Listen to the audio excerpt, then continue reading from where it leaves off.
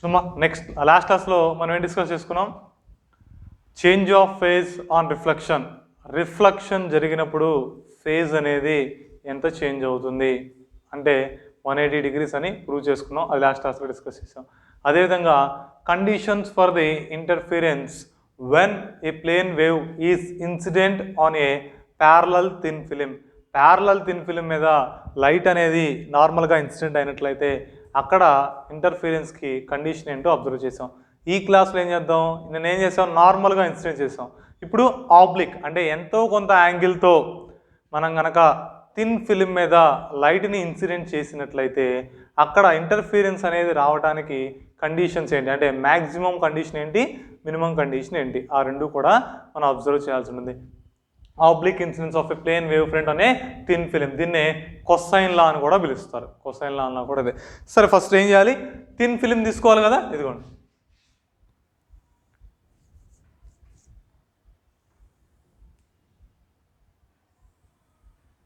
ఇది thin film అనుకోండి అమ్మ.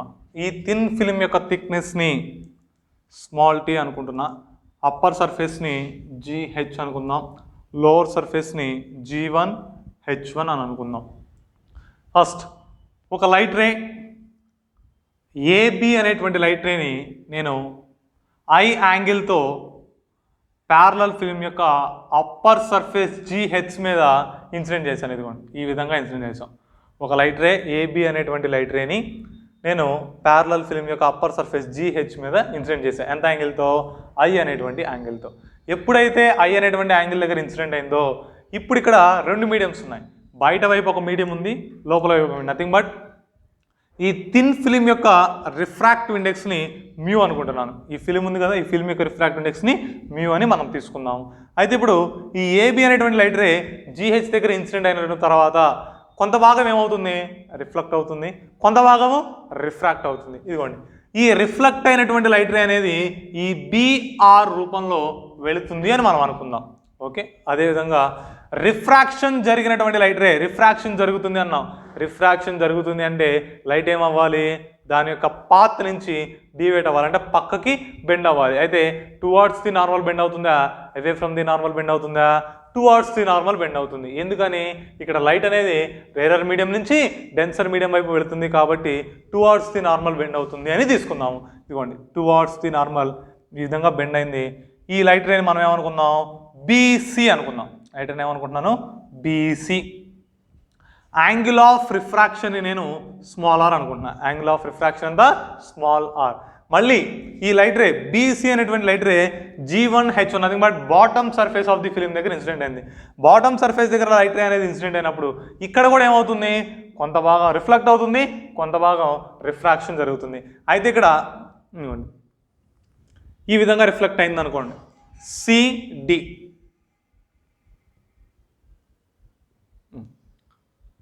D అనేటువంటి పాయింట్ దగ్గర ఇన్సిడెంట్ అయింది అనుకుందాం. ఇటు నుంచి బయటికి వెళ్ళిపోయింది కదా, ఈ బయటికి వెళ్ళేదాన్ని DR1 అనుకుందాం. ఓకే, DR1 అనేది రిఫ్రాక్టెడ్ లైట్. అయితే ఇక్కడ మనకి ఇంటర్ఫిరెన్స్ రెండింటి వలన వస్తుందమ్మా. ఈ రిఫ్లెక్ట్ అయినటువంటి లైట్ రేస్ వలన మనకేమొచ్చుద్ది, ఇంటర్ఫిరెన్స్ వచ్చింది. ఇప్పుడు ఈ CD కూడా మళ్ళీ ఏమైంది, కొంత భాగం రిఫ్లెక్ట్ అయిందిగా, ఇక్కడ ట్రాన్స్మిట్ అవుతుంది, ఇక్కడ ట్రాన్స్మిట్ అయింది. దానివల్ల కూడా మనకి ఇంటర్ఫిరెన్స్ అనేది వస్తుంది. అర్థమవుతుందో చెప్పేది.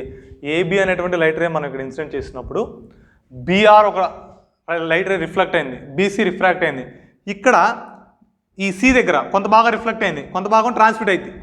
అదేవిధంగా D దగ్గర ఇన్సిడెంట్ అయిన తర్వాత కొంత భాగం ట్రాన్స్మిట్ అయింది, కొంత భాగం రిఫ్లెక్ట్ అయ్యి మళ్ళీ బయటకు వచ్చింది. ఈ లైట్ వలన మనకి ఇంటర్ఫిరెన్స్ వచ్చింది, ఈ లైట్ వల్ల కూడా ఇంటర్ఫిరెన్స్ వచ్చింది. అంటే రిఫ్లెక్ట్ అయినటువంటి లైట్ వల్ల ఇంటర్ఫిరెన్స్ వస్తుంది, ట్రాన్స్మిట్ అయినటువంటి లైట్ రేస్ వల్ల కూడా మనకి ఇంటర్ఫిరెన్స్ అనేది వస్తుంది.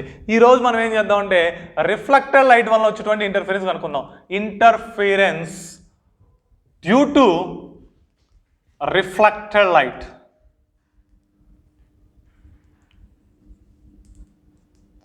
రిఫ్లెక్ట్ అయినటువంటి లైట్ వల్ల వచ్చేటువంటి ఇంటర్ఫిరెన్స్ కండిషన్ ఏంటి అంటే కేవలం ఈ BR DR1 వల్ల వచ్చినటువంటి ఇంటర్ఫిరెన్స్ యొక్క కండిషన్ని మాత్రమే మనం అబ్జర్వ్ చేద్దాం. తర్వాత ట్రాన్స్మిటర్ లైట్ కూడా తర్వాత క్లాస్లో డిస్కస్ చేద్దాం. D దగ్గర ఇన్సిడెంట్ అయిందన్నమాట ఇది.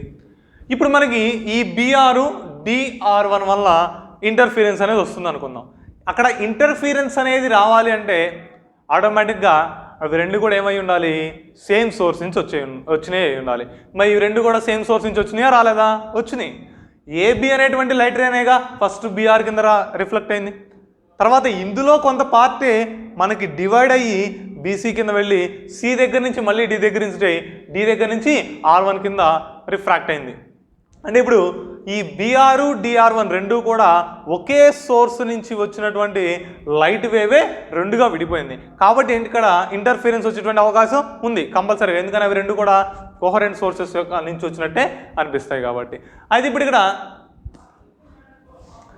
ఇంటర్ఫీరెన్స్ వస్తుంది అంటే మ్యాక్సిమం ఎప్పుడు వస్తుంది, మినిమం ఎప్పుడు వస్తుంది అనేది దేని మీద ఆధారపడి ఉంటుంది? మనకి దాని యొక్క పాత్ డిఫరెన్స్ మీద ఆధారపడి ఉంటుంది.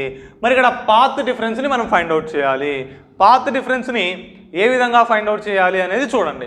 ఇప్పుడు second light ray nothing but refract అయినటువంటి లైట్ రే అనేది బి నుంచి సికి వెళ్ళి సి నుంచి డికి వచ్చేలోపు ఈ బిఆర్ అనేటువంటి లైట్ రే ఎంతో కొంత దూరం పోయిద్దిగా, అర్థమవుతుందమ్మా? ఏబి అనేటువంటి లైట్ రే ఫస్ట్ ఇక్కడ ఇన్సిడెంట్ అయింది. ఈ రిఫ్లెక్ట్ అయినటువంటి పార్ట్ బిఆర్, ఈ బిఆర్ పోతుంది, ఈ బిఆర్ అనేది వెళ్తూనే ఉంటుంది. ఈ లోపు ఏమైంది, బి దగ్గర నుంచి రిఫ్రాక్ట్ అయినటువంటి లైట్ రే సి దగ్గర నుంచి మళ్ళీ రిఫ్లెక్షన్ జరిగి డి దగ్గర నుంచి బయటకు వస్తుంది. అంటే ఈ రిఫ్రాక్ట్ అయినటువంటి లైట్ రే బి నుంచి సికి వెళ్ళి సి నుంచి డి దగ్గరికి వచ్చేలోపు ఈ బిఆర్ అనేటువంటి లైట్ రే ఎంతో కొంత దూరం పోతుంది. అంటే ఇప్పుడు మనకేం కావాలి, పాత్ డిఫరెన్స్ అనేది కావాలి. పాత్ డిఫరెన్స్ అనేది కావాలి అంటే ఫర్ ఎగ్జాంపుల్ ఇద్దరు వ్యక్తులు ఉన్నారమ్మా, ఇద్దరు నడుస్తూ ఉన్నారనుకోండి. ఒకడు ఎక్స్ దూరం నడిచాడు, ఇంకోటి వై దూరం నడిచాడు. ఈ ఇద్దరి మధ్యలో పాత్ డిఫరెన్స్ ఎంత అంటే ఎక్స్ మైనస్ వై చేస్తాం. ఇక్కడ కూడా సేమ్ అదే విధంగా ఫస్ట్ లైట్ రే బి నుంచి ఆర్ వైపు వెళ్తుంది, అయితే ఎంత దూరం వెళ్ళిందో మనకు తెలియదు, ఆ డిస్టెన్స్ కనుక్కోవాలి. అదేవిధంగా రెండో లైట్ రే అంటే రిఫ్రాక్ట్ అయినటువంటి లైట్ రే ఎంత దూరం వెళ్ళిందో మనకు తెలుసు, బి నుంచి సి దగ్గరికి వెళ్ళి సి నుంచి డి దగ్గరకు వచ్చింది. అంటే ఇప్పుడు path of BC plus CD in film minus nothing but ఇది distance travel by the second light ray. Second light ray nothing but refract అయినటువంటి లైట్ రే అనేది బీసీ ప్లస్ సిడి దూరం వెళ్ళేలోపు బిఆర్ అనేటువంటి లైట్ రే కొంత దూరం వెళుతుంది. ఆ దూరాన్ని మనం ఎలా ఫైండ్ అవుట్ చేస్తాము అంటే ఈ డి అనేటువంటి పాయింట్ నుంచి ఈ బిఆర్ అనేటువంటి లైట్ రే మీదకి ఒక పర్పెండిక్యులర్ కనుక మనం గీసినట్లయితే ఈ పాయింట్ నేను ఏమనుకుంటున్నానంటే ఈ అనుకుంటున్నా, ఈ బిఈ అనే దూరం వెళుతుంది అని అనుకుందాం. ఓకేనా, అర్థమైందా? సెకండ్ లైట్ రే బి నుంచి సికి వెళ్ళి సి నుంచి డి దగ్గరికి వచ్చేలోపుగా ఫస్ట్ రిఫ్లెక్ట్ అయినటువంటి లైట్ రే బి నుంచి ఈ దూరం వెళ్ళింది. మనకి పాత్ డిఫరెన్స్ కావాలి అన్నాం. పాత్ డిఫరెన్స్ ఈక్వల్ ఫార్ములా అయింది ఇందాక చెప్పింది. ఇద్దరు వ్యక్తులు ఒకళ్ళేమో ఎక్స్ దూరమో ఒకళ్ళేమో వై దూరం వెళితే వాళ్ళిద్దరి మధ్యలో పాత్ డిఫరెన్స్ అంటే ఏం చేస్తాం, ఎక్స్ మైనస్ వై చేస్తాం. ఇక్కడ కూడా అలానే path difference delta is equal to path travelled by the second light ray minus path travelled by the first light ray. Second light రే ఎంత దూరం వెళ్ళింది, బి నుంచి సికి వెళ్ళి సి నుంచి డికి వచ్చింది. కాబట్టి ఏనాలి, path of BC plus CD in film minus second light ray B నుంచి డికి వచ్చేలోపు ఫస్ట్ లైట్ రే ఎక్కడి నుంచి ఎక్కడికి వెళ్ళింది, బి నుంచి వెళ్ళింది. అంటే ఏనా ఇక్కడ పాత్ ఆఫ్ బిఈ. సరే, ఇక్కడ ఇన్ ఫిలిం అని రాశారు. ఎందుకని రాశాను అంటే మనం ఇక్కడ తీసుకోవాల్సింది పాత్ డిఫరెన్స్ జామెట్రికల్గా కాదు, మనం తీసుకోవాల్సింది ఆప్టికల్గా. నేను చెప్పాను ఆప్టికల్ పాత్ రావాలి అంటే మనం ఏం చేయాలి, జామెట్రికల్ పాత్ని రిఫ్రాక్టివ్ ఇండెక్స్తో కనుక మనం మల్టిప్లై చేసినట్లయితే మనకేమొస్తుంది, ఆప్టికల్ పాత్ అనేది వస్తుంది. ఇప్పుడు ఇక్కడ ఆప్టికల్ పాత్ని ఏమని రాసుకోవచ్చు, మనం తీసుకున్నటువంటి లైట్ రే ఏ మీడియంలో ఉంది, ఫిలిం యొక్క మీడియంలో ఉంది. ఫిలిం మీడియం యొక్క రిఫ్రాక్టివ్ ఇండెక్స్ ఎంత, మ్యూ. అంటే ఇప్పుడు ఇక్కడ ఆప్టికల్ పాత్ ఎంత అవుతుంది, mu into BC plus CD. ఎంత అవుతుందమ్మా, mu into BC plus CD minus path of B అంటే బి అనే రాసుకోవచ్చు, ప్రాబ్లం ఏమీ లేదు. పాత్ ఆఫ్ బి అంటే బి, అది డైరెక్ట్గా ఎయిర్లోనేగా, ఎయిర్లో కాబట్టి వెలాసిటీ అనేది అంతే ఉంటుంది. ఎయిర్లో optical path is equal to geometrical path, కాబట్టి బిఈ అని రాస్తాను. ఓకే, ఇప్పుడు మనం ఏం కనుక్కోవాలి, దీన్ని సాల్వ్ చేయాలి. దీన్ని ఏ విధంగా సాల్వ్ చేయాలి, ఇక్కడ బిఈ ఉంది, అక్కడ బిఈ ఫైండ్ అవుట్ చేయాలి. బిఈ ఫైండ్ అవుట్ చేయడానికి అక్కడ ఏమన్నా క్లూ ఉందా మనకి, ఏమి లేదా? సరే చూడండి ఒకసారి. According to laws of reflection laws ప్రకారం ఎంత యాంగిల్తో అయితే లైట్ ఇన్సిడెంట్ అయిందో అంతే యాంగిల్తో రిఫ్లెక్ట్ అవుతుంది, అంతే కదా? ఇదిగోండి ఐ యాంగిల్తో ఇన్సిడెంట్ అయింది, ఇక్కడ రిఫ్లెక్షన్ జరిగిందంటే ఇక్కడ యాంగిల్ కూడా ఎంత ఐఏ. ఓకే, ఇది నార్మల్, ఇక్కడ మొత్తం యాంగిల్ ఎంత ఉంటుంది 90 ఉంటుంది. ఇక్కడ ఐ పోయింది కాబట్టి ఇది ఎంత అయింది 90 మైనస్ ఐ అయింది. ఎంత అయింది 90 మైనస్ ఐ. ఇది రైట్ యాంగిల్ ట్రయాంగిల్ బిఈడి. ఒకసారి చూడండి, ఇది పక్కన గీసాను. బిఈడి, బిఈడిలో బి దగ్గర ఎంత యాంగిల్ ఉంది 90 మైనస్ ఐ ఉంది. డి దగ్గర ఎంత యాంగిల్ ఉందో తెలియదు. ఈ దగ్గర ఎంత యాంగిల్ ఉంది 90 ఉంది. ఇక్కడ చూడమ్మా, ఇది 90 మైనస్ ఐ, ఇది 90. ఈ డి ఎంత అయితే మొత్తం ట్రయాంగిల్లో లోపల ఎంత యాంగిల్ అవ్వాలి 180 అవ్వాలి. ఇక్కడ ఆల్రెడీ ఎంత ఉంది 90 ఉంది. 90 ప్లస్ 90 ఎంత 90 ప్లస్ 90 180 మైనస్ ఐ ఉంది కాబట్టి మొత్తం ఎంత అయింది ఇంతవరకు 180 మైనస్ ఐ. మొత్తం మనకి ఎంత రావాలి 180 రావాలి. అక్కడ మైనస్ ఐ ఉంది కాబట్టి ప్లస్ ఐ యాడ్ చేస్తే 180 వచ్చింది. అంటే డి దగ్గర ఎంత యాంగిల్ ఉన్నట్టు ఐ యాంగిల్ ఉన్నట్టు. అంటే ఇప్పుడు డి దగ్గర యాంగిల్ ఎంతమ్మా ఐ. ఓకే, నెక్స్ట్ అదేవిధంగా బి దగ్గర నుంచి ఏం చేద్దామంటే సిడి మీదకి ఒక పర్పెండిక్యులర్ తీసుకుందాం. బి దగ్గర నుంచి సిడి మీదకి ఒక పర్పెండిక్యులర్ తీసుకున్నాను. ఇప్పుడు ఈ పర్పెండిక్యులర్ని మనం గమనించినట్లయితే ఇక్కడ యాంగిల్ ఆర్, ఇక్కడ యాంగిల్ కూడా ఎంత అయింది ఆర్ అయింది. ఎందుకని కాంజుగేట్ యాంగిల్స్ ఆర్ ఈక్వల్. ఇదిగోండి, ఇది నార్మలే ఇది నార్మలే, రెండు నార్మల్సే.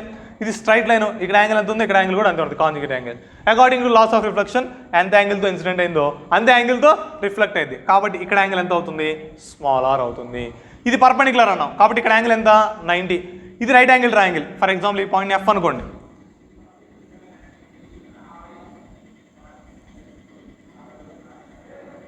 ఇది 90 అనుకుంటే ఈ బిసిఎఫ్ని సపరేట్గా గీస్తున్నా.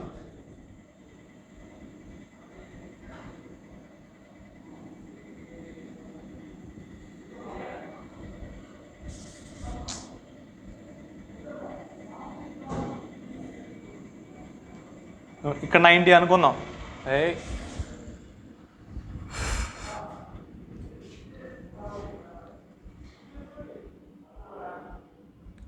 చూడండి,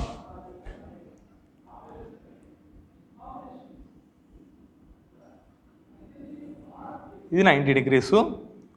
ఇక్కడ సి ఉంది, ఇక్కడ బి ఉంది. ఇక్కడ యాంగిల్ ఎంతమ్మా సి దగ్గర చూడండి, ఇది 6 ఇది 6, మొత్తం ఎంత అయింది 2r అయింది.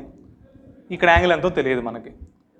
ఈ యాంగిల్ 90, ఇది 2r, మొత్తం ఎంత రావాలి 180 రావాలి.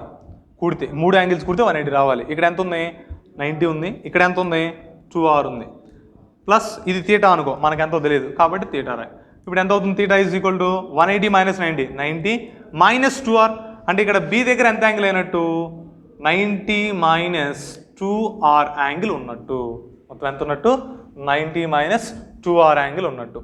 ఇప్పుడు ఇక్కడ మీరు కరెక్ట్గా గమనించినట్లయితే ఇది స్ట్రైట్ లైన్, ఇది నార్మల్. ఈ మొత్తం యాంగిల్ ఎంత 180. ఇక్కడ గీస్తాను చూడండి అమ్మా, ఇది బి దగ్గర నుంచి ఇది 6, ఇది 90 మైనస్ 2r. ఇప్పుడు ఇది మొత్తం 90, ఇక్కడ పైన 90, కింద వైపు కూడా ఎంత ఉంటుంది మొత్తం 90 ఉంటుంది. ఈ 90లో మనకి ఇది కావాలి. ఫర్ ఎగ్జాంపుల్ ఇది మనకు తెలియదు ఆల్ఫా అనుకోండి. ఈ మూడింటిని కలిపితే మనకి ఎంతకు సమానం అవ్వాలి 90కి సమానం అవ్వాలి. అంటే ఇక్కడ ఏం రాసుకోవచ్చు 90 is equal to alpha plus 90 minus 2r plus r. అంతే కదా, ఈ మూడు కూడితే 90కి సమానం అవ్వాలి. ఇప్పుడు ఇందులో ఏమొస్తుంది చూడండి, 90 క్యాన్సిల్ అయింది. Alpha is equal to minus 2r plus r minus r అవుతుంది. అప్పుడు ఆల్ఫా ఈజ్ ఈక్వల్ ఎంత r. అంటే ఇక్కడ ఈ బి దగ్గర ఉన్నటువంటి యాంగిల్ ఎంత అవుతుంది ఆల్ఫా అవుతుంది. అంటే ఇక్కడ ఆల్ఫా r ఉన్నట్టు. ఆల్ఫా ఈజ్ ఈక్వల్ ఎంత r. ఓకే, ఇది అంటే నీకు ప్రతిదీ చెప్తున్నాను. డైరెక్ట్గా నేను RI అని రాసుకోవచ్చు, కానీ మీకు ఎలా వచ్చిందో తెలియాలి కాబట్టి ఎక్స్ప్లెయిన్ చేస్తున్నా.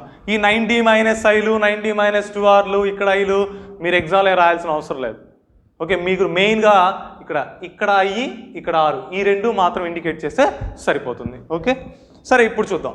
మనకి బిఈ కావాలి. అసలు బిఈ ఏ విధంగా వస్తుందో చూద్దాం. మనకి ఇక్కడ ఏం జరిగింది, బి దగ్గర రిఫ్రాక్షన్ జరిగింది. రిఫ్రాక్షన్ అనేది జరిగింది అంటే మనకి ఏ రూల్ ఉపయోగ అవ్వాలి, స్నెల్స్ రూల్ ఉపయోగ అవ్వాలి. స్నెల్స్ లా ఏంటి, mu is equal to sine i by sine r. From Snell's law ఏమన్నా అర్థం, from Snell's law mu is equal to ఏమవుతుందమ్మా sine i by sine r అవుతుంది. ఇప్పుడు సైన్ ఐ ఎంతో తెలీదు, సైన్ ఆర్ ఎంతో తెలీదు, వాల్యూ కనుక్కుందాం. ఏ విధంగా కనుక్కుందాం అంటే ఇక్కడ చూడండి బిఈడి ఇక్కడ రాస్తాను. బిఈడి ఇక్కడ యాంగిల్ 90, ఇక్కడ యాంగిల్ ఐ. మనకేం కావాలి? బిఈ కావాలి. బిఈ అనేది ఏ విధంగా ఉంది? యాంగిల్కి ఆపోజిట్ సైడ్లో ఉంది. ఆపోజిట్ సైడ్లో ఉంది కాబట్టి ఏ ఫంక్షన్ అప్లై చేసుకోవచ్చు? సైన్ ఫంక్షన్ అప్లై చేసుకోవచ్చు. అప్పుడు sine i is equal to ఏమైంది? BE by opposite by hypotenuse రాయాలి. హైపోటెన్యూస్ ఎంత ఇక్కడ? బీడి. కాబట్టి బిఈ బై బీడి అవుతుంది. ఇదే విధంగా మనకేం కావాలి? సైన్ ఆర్ కూడా కావాలి. సైన్ ఆర్ ఏ విధంగా వస్తుందో చూద్దాం. ఇక్కడ ట్రయాంగిల్ తీసుకోండి. సరే బిడిఎఫ్ తీసుకోండి.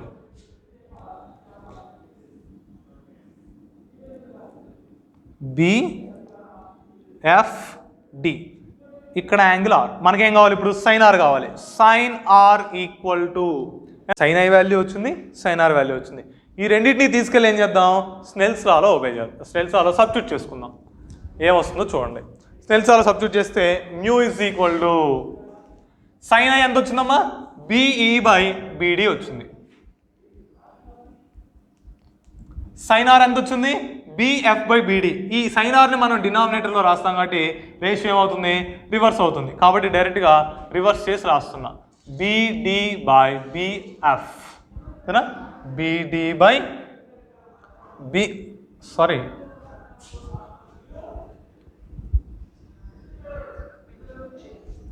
Hello okay. ఇక్కడ చూడమ్మా, సైన్ ఆర్ అంటే మనకు ఆపోజిట్ బై హైపోటెన్యూస్ కదా. ఆపోజిట్ ఎంత ఇక్కడ? ఎఫ్డి. హైపోటెన్యూస్ ఎంత? బీడి. మనం రాయాల్సింది ఏంటి ఇక్కడ? ఎఫ్డి బై బీడి అని రాసుకోవాలి. ఇప్పుడు ఈ వాల్యూని అక్కడ సబ్స్టిట్యూట్ చేయండి. అప్పుడు ఏమవుతుంది? బీడి బై ఎఫ్డి అవుతుంది. బీడి బీడి క్యాన్సిల్ అయితే ఎంత మిగులుతుంది? బిఈ బై ఎఫ్డి అని మిగులుతుంది. మనకి కావాల్సింది ఏంటి? ఇందులో బిఈ కావాలి. కాబట్టి బిఈ ఒకవైపు ఉంచండి, మిగిలినవన్నీ ఒకవైపు తీసుకెళ్ళండి. అప్పుడు మ్యూ ఇంటూ ఎఫ్డి అవుతుంది.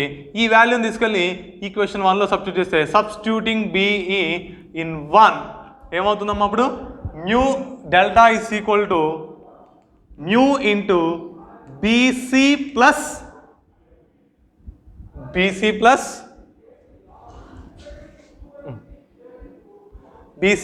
CD. BC plus CD minus mu into FD. ఇప్పుడు ఈ రెండిట్లో ఏం కామన్ ఉంది? మ్యూ కామన్ ఉంది. కాబట్టి మ్యూని కామన్ తీద్దాం. మ్యూని కామన్ తీస్తే బీసీ ప్లస్ సిడి అని ఉంది కదా. ఒకసారి ఇక్కడ గమనించండి. సి నుంచి డీకి ఉండేటువంటి దూరాన్ని సిఎఫ్ ప్లస్ ఎఫ్డి అని రాసుకోవచ్చుగా. CD is equal to CF plus FD. ఏమవుతుంది? CF plus FD minus mu into FD. అంతేనా?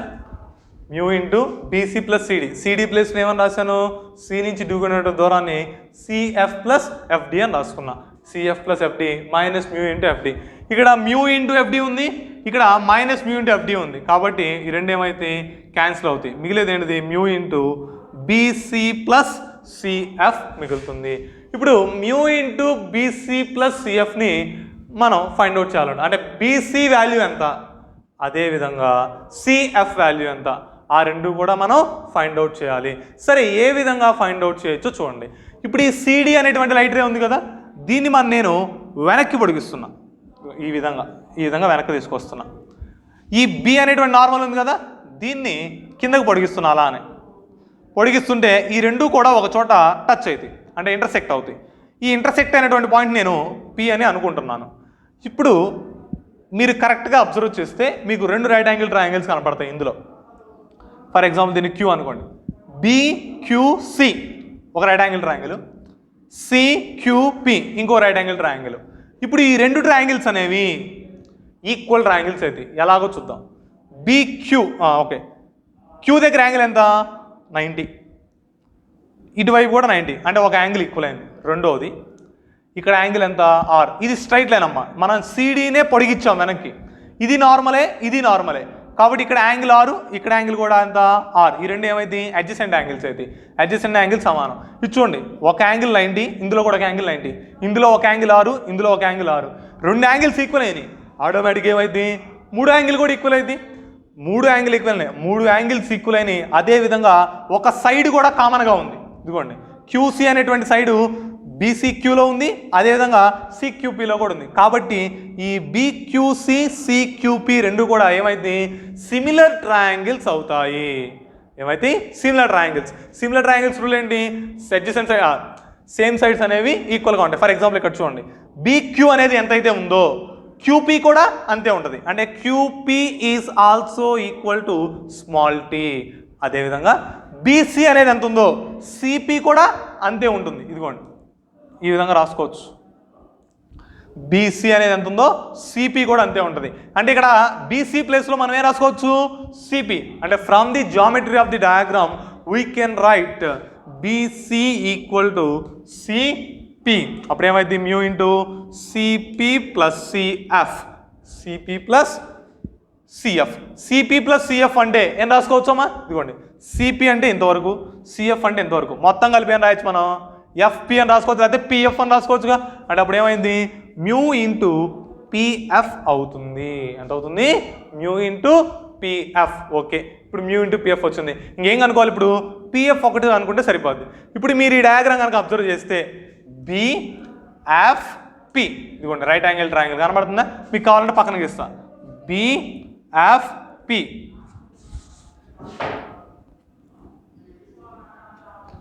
బిఎఫ్పి. ఇక్కడ యాంగిల్ ఎంత ఉందమ్మా ఆర్ ఉంది. ఇక్కడ యాంగిల్ ఎంత ఆర్. ఇప్పుడు మనకేం కావాలి ఇందులో పిఎఫ్ అనేది కావాలి. ఇది 90 degrees. పిఎఫ్ కావాలి అంటే ఈ యాంగిల్ ఆర్కి అడ్జసెంట్గా ఉందా, ఆపోజిట్లో ఉందా, హైపోటెన్యూస్లో ఉందా, యాంగిల్ ఆర్కి అడ్జసెంట్లో ఉంది. అడ్జసెంట్లో ఉంది కాబట్టి మనం ఏం చేయొచ్చు కాస్ థీటాని అప్లై చేసుకోవచ్చు. కాస్ థీటా అప్లై చేస్తే ఏమొస్తుంది, from triangle BFP cos r is equal to, అంతే కదా అడ్జసెంట్ కాబట్టి cos theta. Cos theta is equal adjacent by hypotenuse. Adjacent ఎంత పిఎఫ్ బై హైపోటెన్యూస్ ఎంతమ్మా బీపీనేగా. దీని నుంచి పిఎఫ్ ఇజ్ ఈక్వల్ టు ఏమన్నా రాయొచ్చు బీపీ ఇంటూ కాస్ ఆర్ అని రాయొచ్చు. అయితే ఈ డయాగ్రామ్ గమనించండి ఒకసారి. బి నుంచి పీకి ఎంత దూరం ఉంది, బి నుంచి క్యూకి టీ, అదేవిధంగా క్యూ నుంచి పీకి కూడా టీ. అంటే బి నుంచి పీకి మొత్తం ఎంత దూరం ఉన్నట్టు 2t ఉన్నట్టు. అంటే ఇక్కడ ఏం రాయొచ్చు 2t ఇంటూ కాస్ ఆర్ అని రాసుకోవచ్చు. అంటే PF is equal to 2t cos r. ఆ పిఎఫ్ వాల్యూని ఇక్కడ సబ్స్టిట్యూట్ చేస్తే ఏమొచ్చుది 2μt కాస్ ఆర్ అనేది వస్తుంది. ఇది path difference between the first light ray and second light ray. First light రేకి సెకండ్ లైట్ రేకి మధ్యలో ఉన్నటువంటి పాత్ డిఫరెన్స్ ఎంత 2μt కాస్ ఆర్. ఇది ట్రావెల్ అవ్వటం వల్ల వచ్చింది. ట్రావెల్ అవ్వటం వల్ల వచ్చినటువంటి పాత్ డిఫరెన్స్ అనేది ఇది. సరే ఒకసారి మళ్ళీ బ్రీఫ్గా ఎక్స్ప్లెయిన్ చేస్తా చూడండి. ఫస్ట్ ఏం చేసాం, ఏబీ అనేటువంటి లైట్ రే ఇన్సిడెంట్ చేసాం. ఏబీ అనేటువంటి లైట్ రే ఇన్సిడెంట్ చేసిన తర్వాత బి దగ్గర నుంచి లైట్ అనేది కొంత భాగం బీఆర్ కింద రిఫ్లెక్ట్ అవుతుంది, కొంత భాగం బీసీ కింద రిఫ్రాక్ట్ అవుతుంది. ఈ రిఫ్రాక్ట్ అయినటువంటి లైట్ రే బీసీ మళ్ళీ సి దగ్గర నుంచి కొంత భాగం రిఫ్లెక్ట్ అవుతుంది. ఎలా సిడి కింద రిఫ్లెక్ట్ అవుతుంది. ఈ డి దగ్గరకు వచ్చిన తర్వాత కొంత లైట్ ఏమైంది మళ్ళీ డిఆర్1 కింద ట్రాన్స్మిట్ అవుతుంది. అంటే ఇప్పుడు బీఆర్ డిఆర్1 అంటే నథింగ్ బట్ ఇది ఫస్ట్ లైట్ రే రిఫ్లెక్ట్ అయింది. రెండోసారి బయటకు వచ్చింది సెకండ్ లైట్ రే. ఈ రెండింటి వల్ల మనకి ఏమొస్తుంది అన్నాం, ఇంటర్ఫీరెన్స్ అనేది వస్తుంది అన్నాం. ఇంటర్ఫీరెన్స్ అనేది రావాలి అంటే మనకి ఇక్కడ కండిషన్ పాత్ డిఫరెన్స్ని ఫైండ్ అవుట్ చేయాలి. సరే పాత్ డిఫరెన్స్ని ఏ విధంగా ఫైండ్ అవుట్ చేయొచ్చు, సెకండ్ లైట్ రే బి నుంచి సికి వెళ్ళి సి నుంచి డికి వచ్చేలోపు బి నుంచి ఈకి వెళ్ళింది అనుకున్నాం. అంటే పాత్ డిఫరెన్స్ ఏం రాసాం, path of BC plus CD in film minus path of BE. అమ్మా ఇందాక చెప్పిన ఎగ్జాంపుల్ కూడా, ఒక ఇద్దరు వ్యక్తులు నడుచుకుంటూ వెళ్తే ఫస్ట్ వ్యక్తి ఎక్స్ దూరం వెళ్ళాడు, రెండో వ్యక్తి వై దూరం వెళ్ళాడు. వాళ్ళిద్దరి మధ్యలో పాత్ డిఫరెన్స్ ఎంత అంటే ఎక్స్ మైనస్ వై అని రాసుకోవాలి. ఇక్కడ కూడా అలాగనే రెండవ లైట్ రే అనేది బి నుంచి సికి వెళ్ళి సి నుంచి డికి వచ్చేలోపు ఫస్ట్ లైట్ రే బి నుంచి ఈకి వెళ్ళింది. కాబట్టి ఇక్కడ పాత్ డిఫరెన్స్ ఏం రాసాం, path of BC plus CD in film minus path of BE. ఇక్కడ ఫిలిం అనేది ఎందుకు రాసాం, మనం ఇక్కడ బీసీ ప్లస్ సిడి అనేది జామెట్రికల్ పాత్, కానీ మనకు కావాల్సింది ఆప్టికల్ పాత్ కావాలి. ఆప్టికల్ పాత్ కావాలంటే ఏం చేయాలి, జామెట్రికల్ పాత్ని మ్యూతో మల్టిప్లై చేస్తే సరిపోతుంది. అప్పుడు మ్యూతో మల్టిప్లై చేస్తే mu into BC plus CD minus BE అవుతుంది. మనకి ఇక్కడ బిఈ అనేది కావాలి. దానికోసం ఏం చేశాను, డి దగ్గర నుంచి బీఆర్ మీదకి ఒక పర్పెండిక్యులర్ తీసా, ఆ పాయింట్ ఆఫ్ ఇంటర్సెక్షన్ ఈ అనుకున్నాను. అదేవిధంగా బి నుంచి సిడి మీదకి ఒక పర్పెండిక్యులర్ తీసుకున్నా, ఆ పాయింట్ ఆఫ్ ఇంటర్సెక్షన్ని ఎఫ్ అనుకున్నాను. అయితే ఇప్పుడు ఇక్కడ రిఫ్రాక్షన్ అనేది జరిగింది కాబట్టి రిఫ్రాక్షన్ జరిగితే స్నెల్స్ రూల్ అనేది ఒబే అవుతుంది. స్నెల్స్ లా అంటే mu equal to sine i by sine r, ఇదిగోండి mu equal sine i by sine r అని వచ్చాం. ఇక్కడ ట్రయాంగిల్ బీఈడిలో sine i is equal to BE by BD అని రాసుకున్నాం. సైన్ ఐ అంటే opposite by hypotenuse, opposite BE అవుతుంది, హైపోటెన్యూస్ బిడి కాబట్టి బిఈ బై బిడి అని రాసాం. నెక్స్ట్ అదేవిధంగా సెకండ్ ట్రయాంగిల్ ఇదిగోండి బిఎఫ్డిలో sine r is equal to FD by BD, opposite by hypotenuse, opposite FD ఇదిగోండి ఆపోజిట్ ఎఫ్డి హైపోటెన్యూస్ బిడి కాబట్టి ఎఫ్డి బై బిడి. ఈ రెండు వాల్యూ ఇక్కడ సబ్స్టిట్యూట్ చేస్తే బి ఈజ్ ఈక్వల్ ఎంత వచ్చింది, మ్యూ ఇంటూ ఎఫ్డి వచ్చింది. ఈ మ్యూ ఇంటూ ఎఫ్డిని తీసుకొచ్చి ఫస్ట్ ఈక్వేషన్లో సబ్స్టిట్యూట్ చేస్తే mu into BC plus CD minus mu into FD అవుతుంది. ఇక్కడ సి నుంచి డికి మీరు గమనించినట్లయితే సిఎఫ్ ప్లస్ ఎఫ్డి అని రాసుకోవచ్చు. అక్కడ అదేవిధంగా సిఎఫ్ ప్లస్ ఎఫ్డి అని రాసి ఎఫ్డిని క్యాన్సిల్ చేస్తాం. ఇంకా మిగిలిపోయింది ఏంది, బీసీ ప్లస్ సిఎఫ్. ఈ BC plus CF find out చేయడం కోసం ఏం చేసాం, ఈ సిడి అనేటువంటి లైట్ రేని వెనక్కి పొడిగించాను, బి దగ్గర ఉన్నటువంటి నార్మల్ని కిందకి పొడిగించాం. రెండు కూడా పి అనేటువంటి పాయింట్ దగ్గర ఇంటర్సెక్ట్ అయినట్లయితే మనకి రెండు రైట్ యాంగిల్ ట్రయాంగిల్స్ కనపడుతున్నాయి. బిక్యూసి ఒకటి, సిక్యూపి ఒకటి. ఈ రెండు రైట్ యాంగిల్ ట్రయాంగిల్స్ కూడా ఈక్వల్ ట్రయాంగిల్స్. ఎందుకని ఈక్వల్, రెండు యాంగిల్స్ ఈక్వల్గా ఉన్నాయి, ఒక సైడ్ కూడా ఈక్వల్గా ఉంది. అంటే మూడు యాంగిల్స్ కూడా సమానమే, ఒక సైడ్ కూడా ఈక్వల్గా ఉంది. కాబట్టి అవి ఖచ్చితంగా ఏమవుతాయి, ఈక్వల్ ట్రయాంగిల్స్ అవుతాయి. ఈక్వల్ ట్రయాంగిల్స్ అవుతాయి కాబట్టి బీసీ అనేది ఎంతకు సమానం అవుతుంది, సిపికి సమానం అవుతుంది. కాబట్టి బీసీ ప్లేస్లో ఏమని రాశాను, సిపి అని రాశాను. అప్పుడు మ్యూ ఇంటూ ఎంత వచ్చింది, సిపి ప్లస్ సిఎఫ్ అయింది. సిపి ప్లస్ సిఎఫ్ ఇదిగోండి, సి నుంచి పికి దూరం సిపి ప్లస్ సిఎఫ్ మొత్తం ఎంత రాసుకోవచ్చు, పిఎఫ్ అని రాసుకోవచ్చు. కాబట్టి మ్యూ ఇంటూ పిఎఫ్ అని రాసాము. పిఎఫ్ అనేది కావాలి, అందుకోసం ఏం చేశాను, ఇక్కడ బిఎఫ్పి అనేటువంటి ఒక రైట్ యాంగిల్ ట్రయాంగిల్ తీసుకున్నాం. ఈ బిఎఫ్పిలో రైట్ యాంగిల్ ట్రయాంగిల్లో ఇక్కడ యాంగిల్ 6, మనకు కావాల్సింది పిఎఫ్ కావాలి. కాబట్టి పిఎఫ్ అనేది ఎలా ఉంది, యాంగిల్కి అడ్జసెంట్గా ఉంది కాబట్టి కాస్ థీటా అప్లై చేసాం. Cos r is equal to adjacent by hypotenuse. అప్పుడు ఏమో రావచ్చు, పిఎఫ్ బై బీపీ అని రాసుకోవచ్చు. PF by BP. అప్పుడు PF is equal to BP into cos r. B నుంచి పీకి ఉండేటువంటి దూరం ఎంత రాసుకోవచ్చు, బి క్యూ ప్లస్ క్యూపీ అని రాయొచ్చుగా. బి నుంచి క్యూకి ఎంత టీ, క్యూ నుంచి పీకి ఎంత టీ, మొత్తం ఎంత 2t. కాబట్టి PF is equal to 2t cos r అని రాసా. ఆ వాల్యూ ఇక్కడ సబ్స్టిట్యూట్ చేసి ఎంత వస్తుంది, 2 మ్యూ టీ కాస్ ఆర్ అనే వాల్యూ వస్తుంది. అదేంటిది, path difference due to travelled by the distance travelled by the light. Light అనేది కొంత దూరం వెళ్ళటం వలన వచ్చేటువంటి పాత్ డిఫరెన్స్ ఇది. అయితే ఇక్కడ ఇంకోటి కూడా ఉంది, ఇంతటితో అయిపోలేదు. ఏముంది, change of phase on reflection అని చెప్పాం. రిఫ్లెక్షన్ జరిగితే ఫేజ్ అనేది చేంజ్ అవుతుంది. ఎక్కడ, డెన్సర్ మీడియం నుంచి రిఫ్లెక్ట్ అయినప్పుడు మాత్రమే మనకి ఫేజ్ అనేది చేంజ్ అవుతున్నాం. ఇప్పుడు టాప్ సర్ఫేస్ GH దగ్గర చూడండి, BR అనేటువంటి లైట్ రే ఎక్కడి నుంచి రిఫ్లెక్ట్ అయింది, డెన్సర్ మీడియం దగ్గర నుంచి రిఫ్లెక్ట్ అయింది. డెన్సర్ మీడియం దగ్గర నుంచి రిఫ్లెక్ట్ అయినట్లయితే ఫేజ్ డిఫరెన్స్ ఎంత వచ్చింది, 180 degrees ఫేజ్ డిఫరెన్స్ వచ్చింది. ఫేజ్ డిఫరెన్స్ అనేది 180 అయితే పాత్ డిఫరెన్స్ ఎంతకు సమానం, λ/2కి సమానం. నేను సబ్స్టిట్యూట్ చేశాను యాస్టిస్గా ఇక్కడ కూడా అలానే. Total path difference delta is equal to 2 mu t cos r plus r minus λ/2. Total path difference ఎంత అయింది, 2 mu t cos r plus r minus λ/2 అవుతుంది. మనకి మ్యాక్సిమం రావాలంటే ఏమవ్వాలి, పాత్ డిఫరెన్స్ అనేది nλకి సమానం అవ్వాలి. అదేవిధంగా మినిమం రావాలంటే పాత్ డిఫరెన్స్ అనేది 2n+1 ఇంటూ λ/2కి సమానం అవ్వాలి. దాని ప్రకారం for maximum 2 mu t cos r plus r minus λ/2 is equal to nλ అని అర్థం. మ్యాక్సిమం రావాలి అంటే పాత్ డిఫరెన్స్ ఎంతకు సమానం అవ్వాలి, nλకి సమానం అవ్వాలి. కాబట్టి ఇక్కడ పాత్ డిఫరెన్స్ nλకి సమానం చేశా. అప్పుడు 2 mu t cos r is equal ఏమైంది, దీన్ని పంపించి ఎల్సిఎం చేయండి, డైరెక్ట్గా రాస్తున్నాను నేను. 2n+r-1 ఇంటూ λ/2 అవుతుంది. అదేవిధంగా మినిమం కావాలనుకోండి, for minimum 2 mu t cos r plus r minus λ/2 ఎంతకు సమానం అవ్వాలి, 2n+r-1 ఇంటూ λ/2కి సమానం అవ్వాలి. ఇక్కడ ప్లస్ ఆర్ మైనస్ తోటి పోతే మైనస్ ఆర్ ప్లస్ అయింది. ఈ plus r minus lambda by two plus r minus lambda by two cancel అయిపోయింది అనుకోండి. ఇంకేం మిగులుతుంది 2n into lambda by two మిగిలింది. 2n into lambda by two అంటే n లాంబ్డా కింద రాసుకోవచ్చు. అప్పుడు 2 mu t cos r is equal to n lambda. Okay, ఇది అమ్మా ఇది తెలుసు కదా, నేను ఆల్రెడీ లాస్ట్ క్లాస్లో చెప్పింది కూడా సేమ్ ఇదే మోడల్. పాత్ డిఫరెన్స్ అనేది n లాంబ్డాకి సమానమైనప్పుడు మ్యాక్సిమం వస్తుంది. పాత్ డిఫరెన్స్ అనేది 2n + 1 ఇంటూ లాంబ్డా బై టూకి సమానమైనప్పుడు మినిమం వస్తుంది. ఇక్కడ నేను కూడా అదే చేశాను. Path difference 2 mu t cos r plus r minus lambda by టూని n లాంబ్డాకి సమానం చేస్తే 2 mu t cos r is equal to 2n + r - 1 into lambda by two అయింది.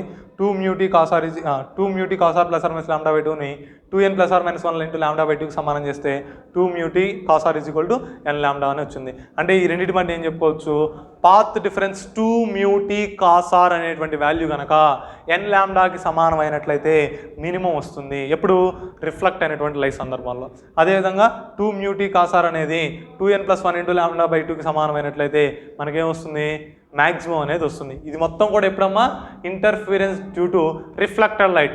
రిఫ్లెక్ట్ అయినటువంటి లైట్ వలన ఇంటర్ఫిరెన్స్ ప్యాటర్న్ వస్తే ఇవి కండిషన్స్. ఓకే, దీన్నే మనం కొసైన్ లా అని కూడా అంటాం. ఇది రిఫ్లెక్టెడ్ లైట్కి సేమ్ ఇదే విధంగా యాస్టీస్గా ట్రాన్స్మిటెడ్ లైట్కి కూడా ఉంటుంది. ట్రాన్స్మిటెడ్ లైట్ మనం నెక్స్ట్ క్లాస్లో డిస్కస్ చేసుకుందాం. Thank you.